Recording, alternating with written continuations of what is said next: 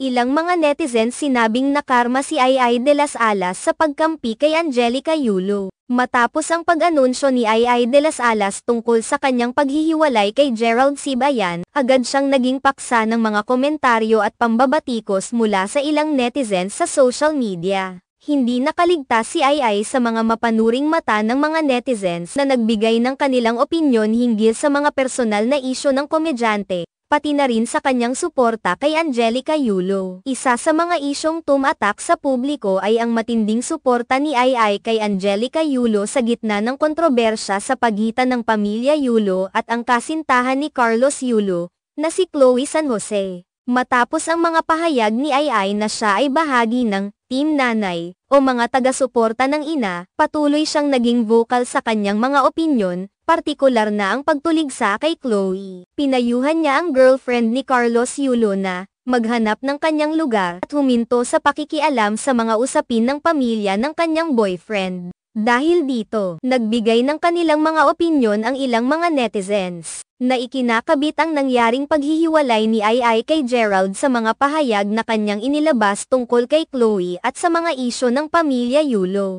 Ayon sa mga komentaryo, tila may koneksyon daw ang nangyaring breakup ni Ai sa kanyang pagiging pakialamera o masyadong nakikialam sa mga personal na usapin ng iba. Sa isang komento, isang netizen ang nagsabi ng, "Kaya pala pakialamera kasi magulo na sila, lol." Ang komentong ito ay naglalaman ng pag-aakalang ang pagiging masyadong pakialam ni Ai sa mga isyu ng ibang tao ay maaaring isang dahilan kung bakit siya rin mismo ay dumaan sa personal na problema. Ang mga ganitong komento ay nagpapakita ng pananaw ng ibang tao na sa kabila ng kanyang pagiging vocal sa mga opinyon, ang buhay ni Ai ay hindi rin nakaligtas sa pagsubok. May isa ring netizen na nagsabi ng, bitter ba siya kasi siya yung ginetasan compared sa inaakyos niyang nanggagatas haha.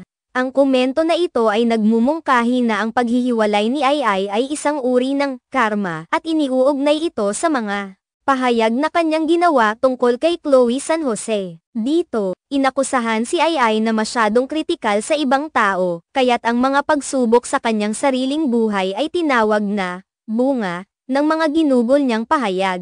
Higit pa rito, may isang netizen din na nagkomento ng, kaya siguro gigil din kay Chloe kasi masalimuot na ang marriage life. Karma lang din talaga. Ayon dito, maaaring naiinis si Ai kay Chloe dahil sa mga problema sa kanyang sariling buhay mag-asawa, at ito raw ay isang uri ng karma na bumabalik sa kanya. Iniuugnay ng netizen ang mga personal na pagsubok ni Ai sa kanyang mga pahayag kay Chloe at sa nangyaring breakup nila ni Gerald, na isang paminsan-minsan na reaksyon na nangyayari sa mga taong may kasamang negatibong opinyon sa ibang tao. Sa kabila ng mga negatibong komento, hindi rin nawawala ang mga taga-suporta ni Ai, na patuloy na nagpapakita ng kanilang suporta sa komedyante sa kabila ng mga personal na pagsubok na kanyang dinaranas.